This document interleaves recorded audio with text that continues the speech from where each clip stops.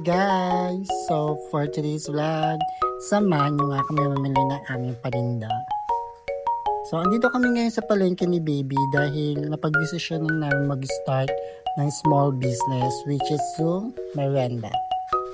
So andito kami ngayon sa bilihan ng mga fishball, kikiam, and siomai. Bibili rin kami ng carrots dahil napag-desisyonan namin magbenta din ng toge, yung lumpiang toge. Kaso nga lang hindi ko na nasama sa pag-video yung toge. At andito na nga kami ngayon sa bilihan ng mga pugat itlog dahil napag-desisyonan din namin magbenta ng kwek-kwek. Ayan, bumili din kami dyan ng juice. Yan na, dala na ni Baby man na pabili namin. At ang ganda ng ulap. Yan, sinama ko na siya sa video.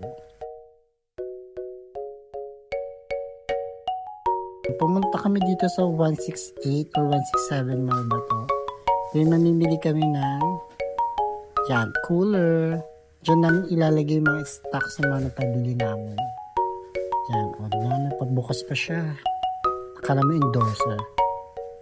Yes, pumunta muna kami ng 7-Eleven. Tamang fit check. Tigas ng ulo. Pagkatapos nga namin dyan is, yan, nagutom na kami. Nakapagod din kahit konti pinabili mo.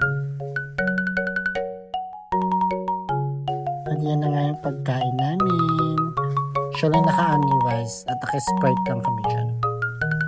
Yan, kain tayo. Yan, super lapang na ako yan.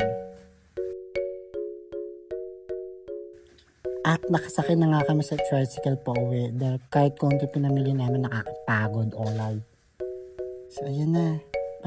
Maura-aura na kami dyan. Bye! Kapagod mag voice over olay.